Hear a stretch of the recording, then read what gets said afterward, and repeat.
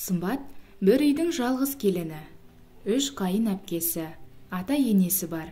Қайын әпкелері тұрмыс құрып кетсе де, жақын жерде тұрған соң бұлардың үйіне бала шағасымен жиі келеді. Сымбат осы үйдің отымен кіріп күлімен шығады.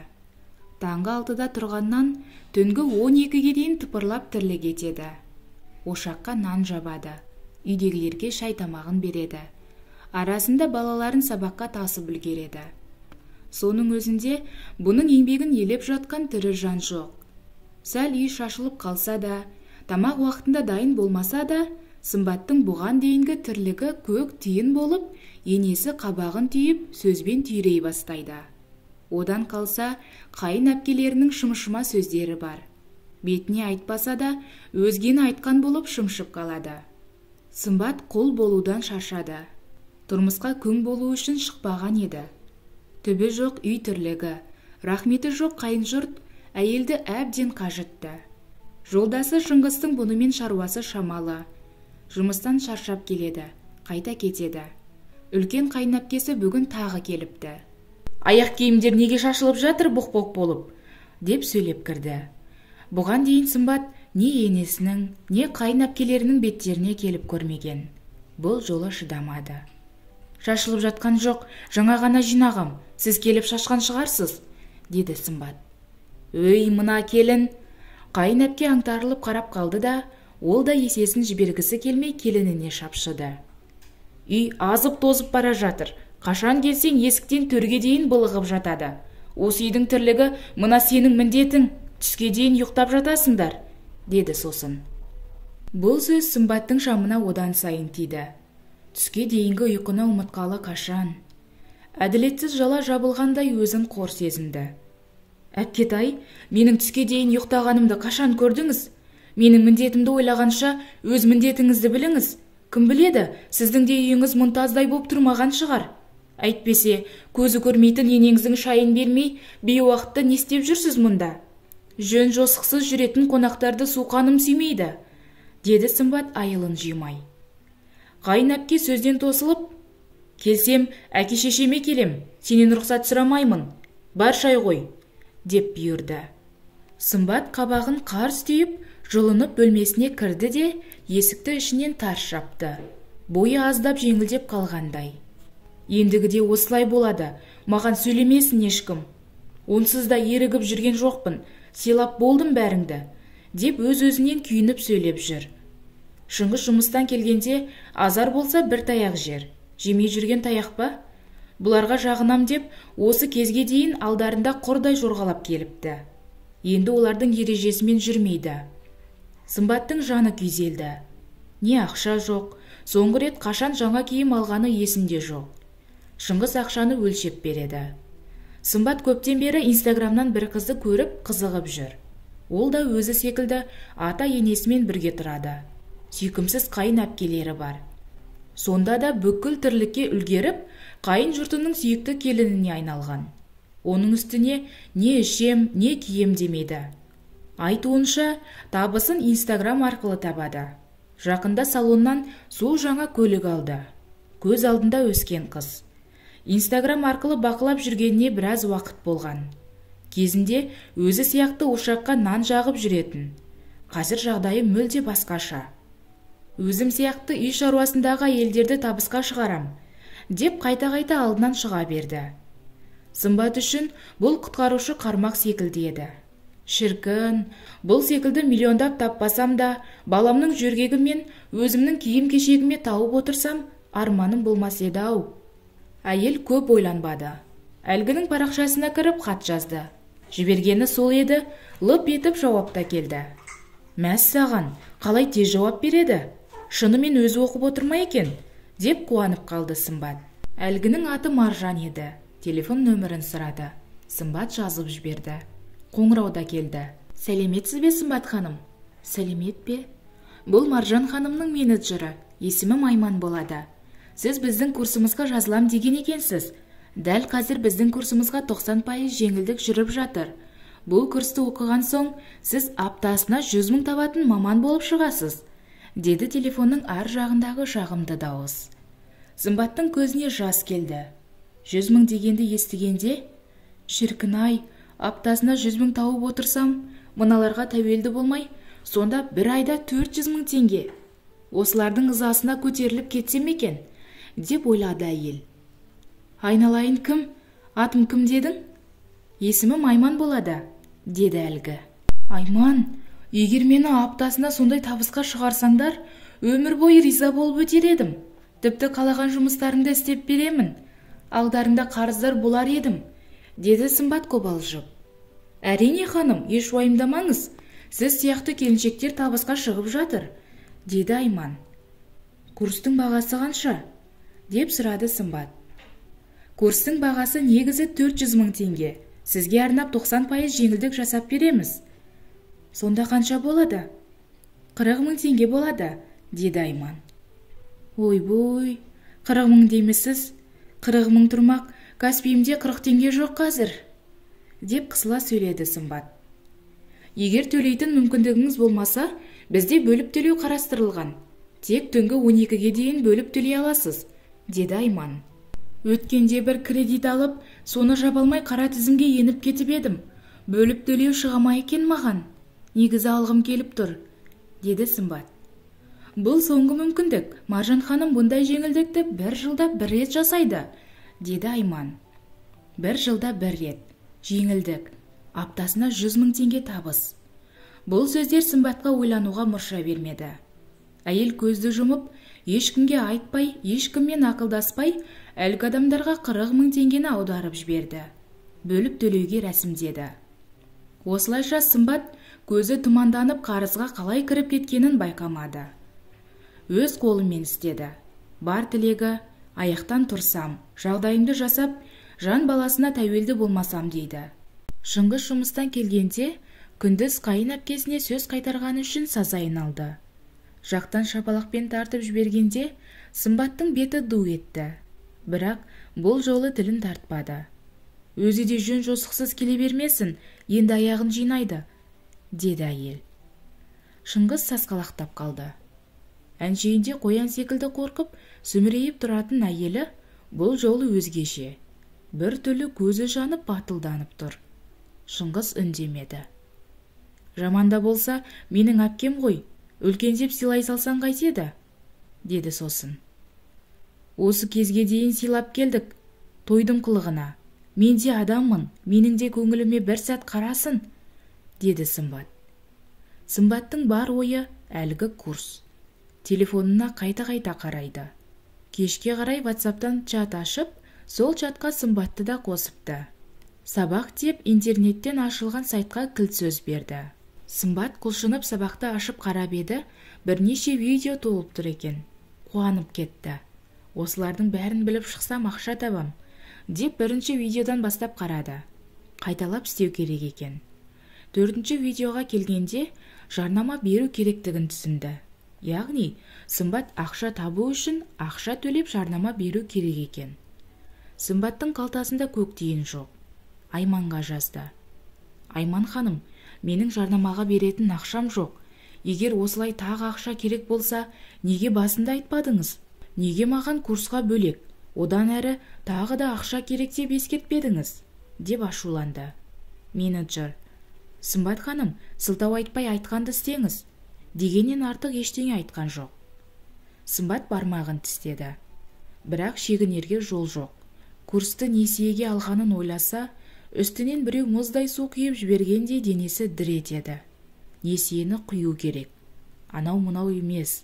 40 000 теңге қарыз. 40 000 теңге Сымбат үшін оңай ақша емес еді. Айманға қайта-қайта хабарласты. Ол жаны бар құлтемір тәрізді бір сөзді қайталаумен болды. Құласаң нардан құла деп, не де болса менеджердің айтқанын істемек болды. Шыңғыс жұмыстан келгенде қабағын ашып қарсылады. Сырты бүтін болғанымен, іші түтін әйел дымын білдірмей жүр. Шыңғыс ештеңеден хабарсыз. Шай тамағын беріп болған соң ақша сұрамаққа бекінді. Шыңғыс: өзіме бір зат алайын деп едім, ақша берші маған, деп тікесін айтты. Не аласың?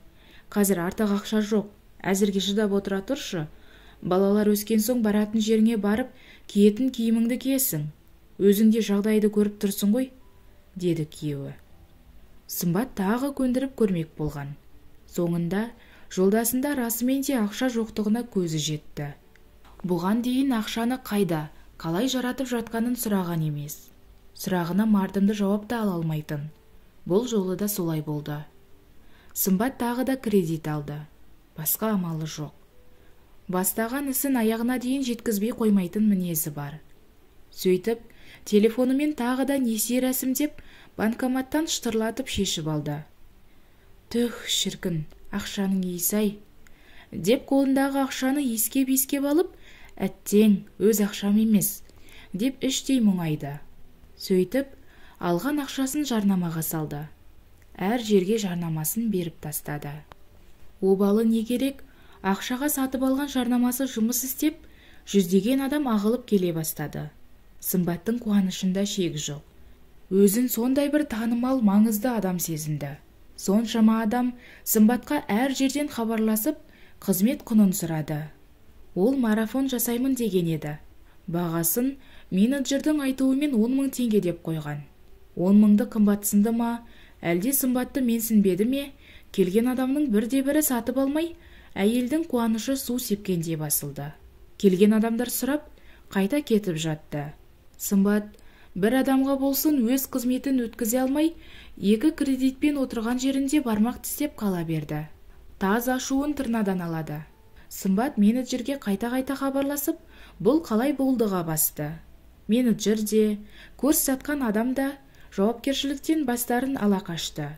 Біз өз уәдемізде тұрдық, сізге адам әкеліп бердік, сөйлесе алмаған өзіңіз, біздің еш күнәміз жоқ, деді. Сымбат, ол адамды сіз әкеліп берген жоқсыз. Өзім кредит алып, ақшасын төлеп барып жарнама арқылы келген адамдар ғой. Жарнама бер деген сөзіңіз үшін ғана алдыңыз ба? Ол сөзді кез келген адам айта алады. Мені тақырға отырғызыңыздар ғой, курс алдырып 1 кредитке тықтыңыз. Жарнамаға ақша салдырып 2 тықтыңыз. Кішкене ұялсаңыздаршы, алаяқ екенсіздер ғой сіздер, деп күйінді. Әлгі екеудің беттері бүлк еткен жоқ. Өзіңіз сөйлесе алмағансыз, бізден не көресіз? Өзіңіз тақылдап тұрсаңыз, келген 100 адамның 100-і де сіздің қызметіңізді алар еді. Өзіңіз лайық болмағансыз ғой, деп соңында өзін жаманат қылды. Сіздерден курсаларда неге айтпадыңыздар осы сөзді? Кез келген адамның тісі батпайтынын. Сатқанда бәле дейсіздер. Бала-шағамның аузынан жырған сол 40 000 әлақ бір жерлеріңізді тесіп шығар. Деді де жыламсырап лып-лып еткен 2 жылпосты блокқа тастады. Блокқа тастағанымен мәселе шешілмейді. Енді қайтты. Қу басым-ай, қайдан ғана тап болдым. Қанша қарызға кіргенін санауға батылы бармайды. Шыңғыс білсе не боларын бір құдайдан өзге ешкім білмейді. Сымбат Маржанды блоктан шығарып қайта хабарласты. Әлгі түк болмағандай сөйлеп тұр. Маған берген уәделеріңіз қайда? Ойбай, аптасына 100 000 табасың дедіңдер. Менің ақшамды қайтарыңдар, деді Сымбат. Ақша қайтарылмайды. Келген адамдармен дұрыстап сөйлесуіңіз керек еді. Алда барбап, іші бауырына кіріп дегендей. Күйеулеріңізбен ұрысқанда сөздің неше түрін табасыздар. Ал алдарыңызға клиент келіп тұрғанда не айтам деп, бет моншақтарыңыз үзіле қалады екен. Беріңіз, уәде беріңіз. Өзіңізде не бар, соны беріңіз. Осы инстаграммен байып жатырмын деңіз. Жақсы жерлерге барып суретке, видеоға түсіңіз, деді Маржан. Не? Мен сонда адамдарды алдауым керек пе? Басымда 2 кредит, қалтамда 0 теңге болса, мен қалай байып жатырмын деп айтамын, деп шырпыр болды Сымбат. Сіз де қызық екенсіз. Олай отыра берсеңіз, кредитіңізді ешкім төлеп бермейді. Мына заманда ақшаны солай таппасаңыз басқалай таба алмайсыз. Сізге жаным ашып, құпияның бәрін айтып отырмын, деді Маржан. Жаным ашып дейді?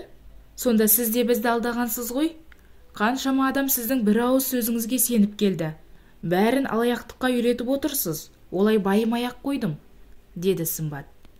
Өзіңіз біліңіз, егер мен айтқандай жасайтын болсаңыз, кредит бер жағы, үй, машина алып мен секілді жағдайыңызды жасап аласыз, деді Маржан. Адамдардың көз жасымен келген дүние мал болмас. Мен бұл жолды таңдамаймын. Сіз ақ байы беріңіз.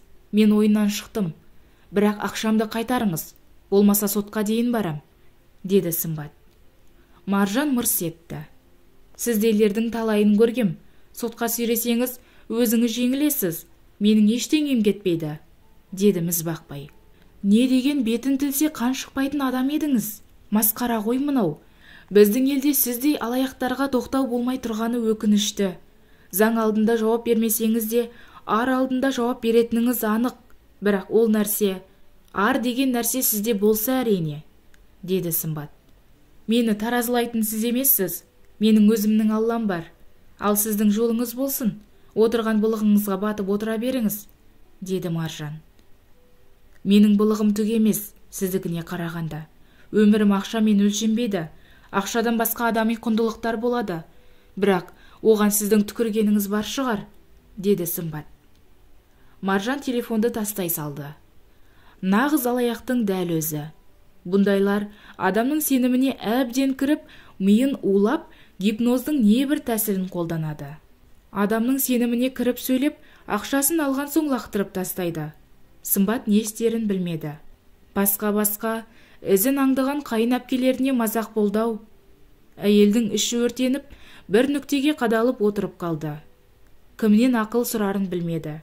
Осы жасқа жеткенде құр уәдеге алданған өзіне де обал жоқ. Қолы дірілдеп полицияға хабарласты. Өмірінде бірінші рет полицияға хабарласып тұр. Басынан өткен жағдайды баяндады. Келісім шарт бар ма? Сөзіңізді дәлелдейтін құжат бар ма? Деді полиция. Жоқ, деді Сымбат күмілжіп. Онда сотта жеңілесіз, деді полиция. Шағым жазыңыз, тергеуді содан кейін бастаймыз. Сымбат үйден ұрланып шығып, полиция бөлімшесіне беттеді. Бар дәлелі чек. Телефонында оқу ақысын төлегені туралы чек тұр. Қалған сөздерді әлгілерге ренжіген кезде өзі өшіріп тастаған. Сол әрекеті бекер болған еді. Ашу үстінде ақылға салмапты. Арада біраз күн өтті. Сол күндер Сымбат үшін ең азапты уақыт болды. Іштей уайым шегіп, ешкіммен сөйлеспей жабылып қалды. Тіпті балалары да аналарының бұл күйін байқап жәутеңдеп жүр. Сымбат бөлмесінде оңаша қалғанда жылай береді. Жалпы саны 100 мыңдай қарыз еді. Келесі айда қайтару керек. Бұл ақша кейбіреу үшін аз болса, Сымбат үшін алынбас қамал тәрізді. Қайдан табады? Кімнен сұрайды? Шыңғысқа айтса шаруасы бітті. Балаларын алып қалып, өзін тырқыратып қуып шығары анық. Сымбат қарыздан құтылу үшін қандай жұмыс болса да істеуге дайын. Сөйтіп көшеге шығып жұмыс істеуге бекінді.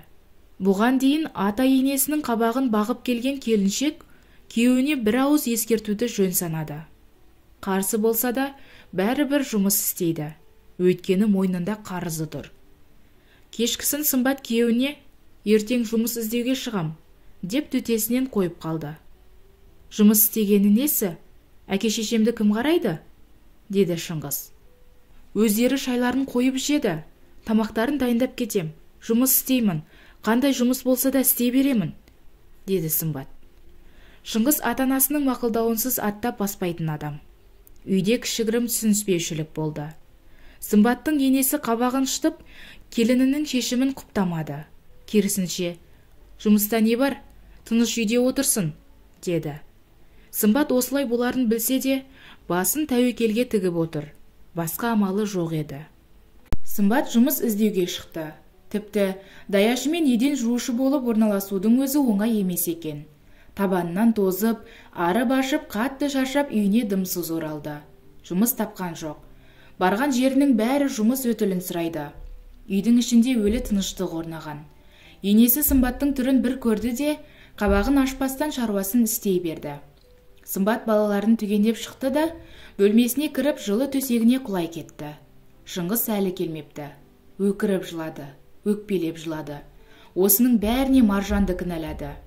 Егер олардың арбауына түспегенде, қарызға батпай тыныш жүрер еді. Өкінгенмен шара жоқ. Қолмен істегенді мойнымен көтеруі тиіс. Құзырлы орган тарапынан хабар келіп, Сымбаттың арызы бойынша басталған істің сотқа кеткені анықталды. Күн артынан күн өтіп, сот болатын күн келді. Сымбат бұл күндері жан баласына тіс жармай несиесін төлеу үшін алыс жақын туыстың бәрінен қарыз алып біткен еді. Несие төленуін төленіп жатыр. Бірақ өз жағындағы туыстың бәріне қарыз. Күйеуі әйелінің батқан былығын әлі білмейді. Тіпті соттасып жатқанынан да бейхабар еді. 40 жанды әйел деген заты бар. Бұл құпиясын өзінен басқа бір танысына, не туысына ләм деп ашып, әңгіменің шетін шығарған емес. Сымбат бұл күндері қатты өзгеріп кетті. Бұрынғыға қарағанда ашушаң, ызалы бола түскен. Тіпті Шыңғыстың өзі әйелін тани алмай, ерлі зайыптының арасы суый берді. Сот болатын күні Сымбат ерте тұрып ас бөлмесінде күйбеңдеп жүрген. Тез кетуі керек. Шыңғыс та тұрып жатыр екен.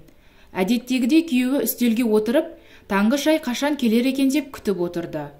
Сымбат шайды шала-шұрпы қайнатып, күйеуінің алдына шай құйылған кесені тарс еткізіп қойды. «Тез іш, кетуім керек», деді Сымбат. «Мына шайың суық, өзің іш, мен ішпеймін», деді де Шыңғыс ренжіп орнынан тұрып кетті. Сымбат жарылуға шақ қалды. Деп айғай салып, айдалаға, ешкім көрмейтін, ешкім таппайтын жерге кетіп қалса ғой. Жатырын жарып шыққан балаларын қимайды. Сымбат сотқа келді. Маржан мен Айман да келіпті. Сымбатқа ала көздерімен бір қарады да, бастарын тік көтерген күйі тұра берді. Тіпті кінәлімін деп тұрған жоқ. «Ақшамды қайтарасыңдар, екеселеп өтеймін», деді Сымбат. «Байқашы сен, өзің бізге айыппұл төлеп қалып жүрме?» деді Маржан. Бұрынғы сыпайы сыйластықтың ізі де жоқ. Қос тарап бір-біріне атарға оғы болмай тұр еді. Сот Сымбатты да, Маржанды да тыңдады. Басын шайқады. Сымбат бәрі қалай болғанын қас қалпында баяндады. Маржанның сөзі мүлде басқаша. Сымбаттың ашумен айтқан сөздерін диктофонға жазып алыпты. «Маған қоқан-лоққы көрсетті», деп сотқа тыңдатты. Мүләйімсіп жылап жібергенде Сымбаттың өзі сеніп қала жаздады. Маржан қандай айлакер адам еді. Оңай шағылатын жаңғақ еместігіне көзі жетті. 5 қаруын сайлап, бәрін дәлелмен жеткізгенде Сымбат жәбірленуші емес, күдікті болып кете жаздады. 105 шәкірт нәтиже шығарған менен, жалғыз Сымбатқаным көзге шыққан сүйелдей болып, бүкіл абыройыма нұқсан келтірді. Алда арба деп үйреткен емеспін, алаяқтықтан Алла сақтасын. Тек адал еңбекпен жетесіз дегенді айтқан едім. Бұл кісі жалқаулығына мені кінәлап отыр, деді Маржан. Сымбат бұл жерден тез кетуге асықты. Оңай сынып қалды. Ондай азулы адамға төтеп бере алатындай қауқары жоқ еді. Сот шешімді бірден шығарды. Сөздеріне бірде-бір дәлел, не куәгері жоқ болғандықтан, Сымбаттың арызы негізсіз деп танылып, Сымбат сотта жеңіліп қалды. Маржан қарқ-қарқ күліп шықты. Соттың алдында мүләйімсеген Маржан бұлай шыға бере шын бейнесін көрсетті. «Мен саған айтпап па едім, сен маған тең емессің. Сендейлерге уақытымды текке кетірмеймін. Қайта үстіңнен қайтара арыз жазбағаныма қуан», деді Маржан. Маржан сот процесін жеңіп шықты деген хабар бүкіл Инстаграмға тарап, халықтың көз алдында керісінше абыройы биіктеп кетті. Ал Сымбат жалғыздың үні шықпастың кебін киіп санын соғып қала берді. Жығылғанға жұдырық болды бұл. «Қалайша, біздің елде әділдіктің болмағаны ма? Қалайша жеңілдім?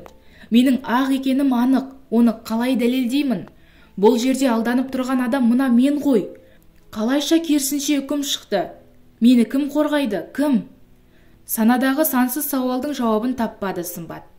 Жеме-жемге келгенде қарапайым халықтың қалтасы тоналып жатыр. Бірақ бұған тоқтау салатын бір адам жоқ. Заңның өзі алаяқтарды жақтап отырғанда басқадан не сұрайсың? Төрелігін айтатын сот Сымбаттан теріс айналып отыр. Аузы қисық болса да бай баласы сөйлесін. Кімнің ақшасы бар, соның үні естілетін заман туғаны ма?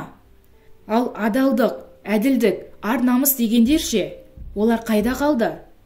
Сымбат соңына дейін үміттенген. Соттікі дұрыс. Ол тек дәлелге сүйеніп шешім шығарады. Бұл жерде кінә әйелдің өзінен. Аңғалдығы ма, надандығы ма, өзінің ақ екенін соттың алдында дәлелдей алмады. Уайым құшағында ойланып отырған. Сот мырзада кеңседен шығып, көлігіне қарай аяңдап бара жатыр екен. Сымбатты көзі шалып, шалт бұрылды. «Айналайын қарындасым, айтқаныңның бәрі дұрыс, қапа болма. Әттең, қолыңда дәлелің жоқ. Қолыңда тым құрығанда бір жапырақ дәлелің болғанда, әлгілерді бұлтартпас едім. Қам жеме, мен сенің сөзіңе сот ретінде емес, адам ретінде сенемін. Бастысы Алланың көзі түзу болсын», деді де арқасынан қағып орнынан тұрып кетті. Сымбат ағыл-тегіл жылады. Әйтпесе өзіне өзі сенбей қалғанда еді. Өзінің ақтығын тек жүрегімен бір Алла біледі.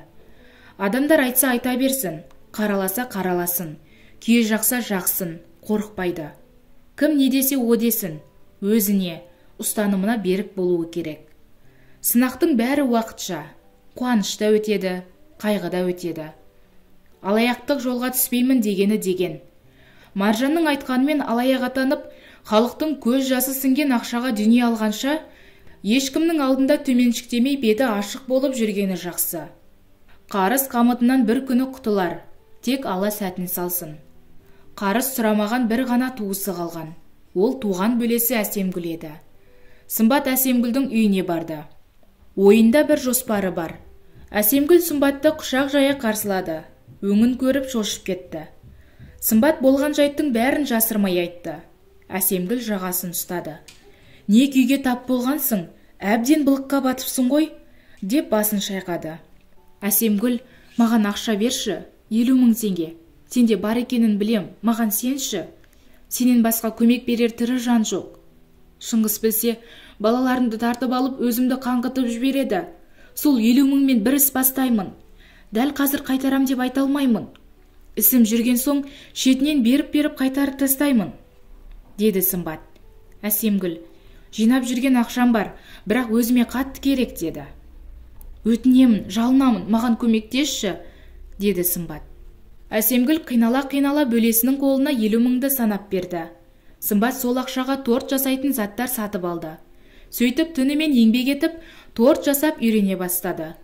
Басында қолы жаттыққанша бірнеше торт жасаған шығар. Біреуі сәтті, біреуі сәтсіз шығып жатты. Соңында Сымбат торт пісіруге әбден дағдыланып, тортының дәмін көрген адамдар тамсанып таңдай қағысты. Сымбат бұл жолы табысты ойлаған жоқ. Торт пісірудің қызығына кіріп кеткені сонша, тәттіге өнер туындысы ретінде қарап, бүкіл жан тәнін салып беріле еңбек ете берді. Енесі Сымбаттың түнімен ас үйде еңбек етіп жүргенін көріп жаны ашып, келініне көзқарасын өзгерте бастады. Анасының жылулығын көріп, Шыңғыс та әйелінің жағдайын жасап құрақ ұшты. Үйге береке кіре бастады. Қайын әпкелері нашар адамдар емес екен. Сымбат сүйіктісін тапқалы, артық ойға берілетін уақыты да болмайтын. Бәрімен татуласып, өмірі жаңаша бояуға ене бастады. Тек бір уайымы бар. Ол қордаланған қарызы. Үйге көршісі келіпті. Ертең қызымның туған күні, соған бір тортыңнан жасап берші. Сенің тортыңның дәмі бөлек, деді көршісі. Сымбат не күлерін, не жыларын білмеді. Әрине жасаймын, деді әйел. Еңбегіңді беріп қояйын, деді де көрші әйел Сымбаттың қолына тұтас 10 000-ды ұстатты. Бұған менің қайтаратын ақшам жоғау, деді Сымбат күбіртіктеп. Бәрі сенікі, саған сенемін. Тортың бұдан да қымбатқа лайық, деді көршісі. Осылайша Сымбат алғашқы табысын тапты. Табыс тапқалы Сымбаттың өмірі күрт өзгерді. Тапсырыс өзінен өзі ағыла берді. Ел жұрт бірінен бірі естіп, Сымбаттың торты үшін кезекке тұратын жағдайға жетті. Сөйтіп жарты жылдың ішінде, кезінде елдің бәрінен қарыз болып жүрген әйел, кішігірім торт жасайтын кондитер үйін ашып, өзінен бәрі теріс айналғанда, көмек қолын созған бөлесі Әсемгүлді көмекші етіп алды. Сымбат бүкіл қарызынан құтылып, өзіне көлік алып, бизнес ханшайымы болып шыға келді. Ата енесімен күйеуі дән риза. Қайын әпкелері, біздің Сымбат, біздің келін деп мақтанышпен айтып жүр. Сымбат өзінің әке-шешесіне ай сайын қомақты қаражат жіберіп, өз балаларымен қоса бауырларының да жағдайларын жасай бастады. Сымбат бүгін бір жерге бара жатыр. Қолында бір құшақ гүл мен мерси шоколады. Оның бағыт алған жері Маржанның офисі еді. Маржан орнында жоқ екен. Күзетші. Ол банкрот болып, арендасын төлей алмай, офисін жауып кеткен. Қазір қайда екенін білмеймін, деді. Сымбат Маржанға хабарласты. Алло, Маржан? Е, мен Сымбатпын, есіңде бар ма, жоқ па? Қай Сымбат? Сенен оқып едім ғой? Я, не керек? Сенімен кездескім келеді, айтарым бар. Менің қазір уақытым жоқ. Көп уақытыңды алмаймын. Маржан, Сымбат өзінен кешірім сұрайды деп ойлады. Жарайды, кел, деп үйінің адресін айтты. Сымбат су жаңа темір тұлпарымен Маржанның үйін әрең тапты. Қала шетіндегі ескі тамға әрең жетіп, адасып кетпедім бе, Маржан расымен осында тұра ма, деп таң-тамаша болды. Маржанды танымай қалды. Түрі қап-қара боп әбіржіп кеткен. Бұрынғы өзіне сенімді, қымбат киінетін келіншек жоқ. Үстінде май сіңген халат, аяғында ескі сүйретпе. Құдды өмір екеуін ауыстырып қойғандай. Бұрынғы Сымбаттың орнында Маржан, бұрынғы Маржанның орнында Сымбат тұр еді. Сымбатты көргенде Маржан өз көзіне өзі сенбей сілейіп тұрып қалды. «Я, бұл мен. Саған келген себебім рахмет айтайын деп едім. Егер сен сол кезде мені қиындықпен бетпе-бет қалдырмағаныңда, мен аяқтан нық тұрып, қазіргі Сымбат болмас едім. Мынау саған», деді де Сымбат қолындағы қымбат гүл мен мерси шоколадын Маржанға ұсынды. Маржан: «Сымбат, қалай бұлай болды? Қалайша осындай деңгейге жеттіңіз?» «Еңбекпен жеттім. Мен сізден кешірім сұраймын. Сол кезде қанша адамның ақысын жедім. 10 миллион теңге таптым, бірақ сол 10 миллион судай ағып кетті. Алған пәтерім біреудің кепілге қойған пәтері болып шығып, соттасып жүріп өзім әбден жүнжідім. Денсаулығым сыр беріп, бірнеше ай жатып қалдым. Отбасымнан айырылдым. Жалғыз ұлымды күйеуім алып кетті. Қазіргі күйім осы. Ескі үйде дымсыз қалдым. Бәрін саралап қарасам, адамдарды алдап тапқан ақшам желкемнен шығыпты. Расымен өмірде сиқырлы таяқша жоқ. Тек еңбекпен жетуге болатынын біле тұрып, тез баюды көздеп, аңқау адамдарды қармаққа түсірдім. Қатты өкінемін. Қайтадан аяққа тұрғым келеді. Маған көмектесесіз бе? Мені жұмысқа аласыз ба? Деді Маржан көзі мөлдіреп. Қателігіңді түсінсең, шын тәубеңе келсең, адамнан емес, Алладан сұра. Бір Алла жәрдемшің болсын. Маған сенің қызметің керек емес. Жұмысшыларым толық. Адам керек кезде хабарласамын. Әзірге мынаны ал. Деді де Маржанның қолына бір уыс ақшаны ұстатты. Маржан жылап жіберді. Сымбат машинасына келіп отырып, ол да өкіріп жылады. «Я Алла, қателестіріп отырып мені ақ адал жолға, еңбек жолына түсіргеніңе мың тәуба. Шүкір, Алла шүкір. Сынақ беріп сынадың. Сол кезде алаяқтық жолға түссем, қазіргі нәпақамен сүйіншілемес едің. Айнымаймын адал жолдан. Қара еңбектен қашпаймын. Тек менен теріс айнала көрме Аллам, мың тәуба бергеніңе», деді де машинасын гүр етіп тұтатып, өзіне ескі тамның кір терезесінен сығалап қарап тұрған Маржанға көз қиығын бір тастап, шаңдатып кете барды. Жеңіл ақшаға құмартып, бірді бірге соғып, аңқау елге арамза молда болып қызметін сатып жүргендерге өмірде болған бұл оқиға сабақ болар бәлкім. Алла әділ таразы. Соңы.